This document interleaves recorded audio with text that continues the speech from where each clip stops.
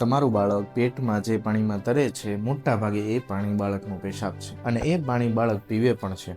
ચોંકી ગયા ને? ઊભા રહી જાવ 2 મિનિટ. 16મા અઠવાડિયે બાળક એમનિયોટિક ફ્લુઇડ ગળવા લાગે છે. એ પાણી તેની કિડની ફિલ્ટર કરે છે અને પાછું બહાર કાઢે છે. છેલ્લા મહિનાઓમાં બાળક લગભગ રોજ 1/2 લીટર પાણી ગળે છે અને એ પાણી દર 3 કલાકે નવું બને છે.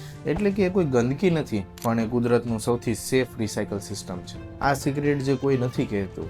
બાળકના ગળવાની પ્રક્રિયા એ બાળક માટે પ્રેક્ટિસ છે. કળવાનું, ફેફસા ફૂલાવવાનું અને પાચન તંત્ર ચાલુ કરવાનું. એટલે જ સોનોગ્રાફીમાં લખાયેલો AFI નો આંકડો એ માત્ર બાળકની આસપાસનું પાણી નહીં, એ તમારા બાળકની કિડની અને ગણવાની શક્તિનો રિપોર્ટ કાર્ડ છે. પાણી ખૂબ ઓછું છે, બાળક પેશાબ ઓછો કરે છે. કિડની કે પ્લેસેન્ટાની તરફ ઇશારો છે. આ પાણી ખૂબ વધારે છે, બાળક પાણી ગળી નથી શકતું. એ બાળકના ગળા અને નર્વસ સિસ્ટમની તરફ ઇશારો છે. અને એક વધારે ચોંકાવનારી વાત, બાળકનો પહેલો કાળો જાડો એ પણ 16મા અઠવાડિયે જ ગર્ભમાં બનવા લાગે છે. એટલે જ જ્યારે બાળક ગર્ભમાં તણાવમાં આવે ત્યારે એ પાણી લીલું કાળું થઈ જાય છે અને ડૉક્ટર માટે એ એક ઇમરજન્સીનો સિગ્નલ છે. તો આમાં કરી શું શકાય? સૌથી પહેલું, ગ્રોથ સ્કેન એ ક્યારેય સ્કીપ ના કરો. રિપોર્ટમાં AFI નો આંકડો જાતે જ વાંચતા શીખો. પેટનું માપ અચાનક વધે અથવા તો ઘટે, પાણી જેવું ડિસ્ચાર્જ થાય અને બાળક ઓછું ફરે તો આજે જ તમારા ડૉક્ટરને બતાવો. આ વિડીયો સેવ કરી લો અને આજે જ તમારા સોનોગ્રાફીના ડૉક્ટરને પૂછો કે મારો AFI કેટલો છે.